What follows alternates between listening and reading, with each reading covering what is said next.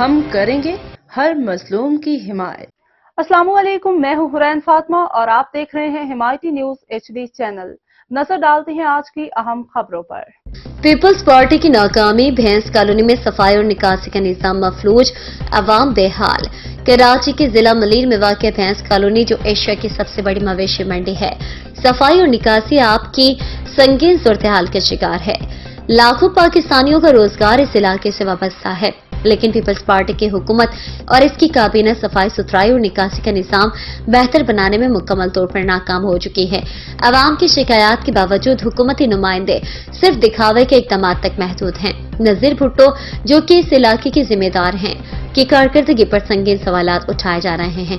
عوام کی شکایات کے باوجود وہ صرف چند مخصوص علاقوں میں صفائی کے نام پر ٹریکٹرز اور کرینز کے ذریعے 2 گاڑیاں کچرا اٹھوا کر واپس چلے جاتے ہیں، جبکہ علاقے کی مجموعی صورتحال بستور خراب ہے۔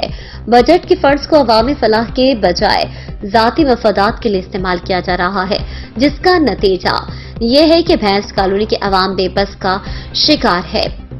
بارشوں کے موسم میں عوام کی مشکلات مزید بڑھ جاتی ہیں۔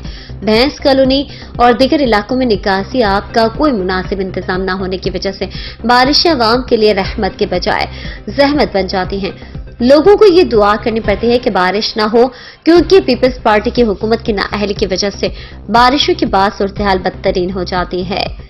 علاقے کے لوگوں نے حکومت سے مطالبہ کیا ہے کہ وہ فوری طور پر صفائی اور نکاسی کے نظام کو بہتر بنائے اور عوامی فنڈز کو صحیح طریقے سے استعمال کیا جائے۔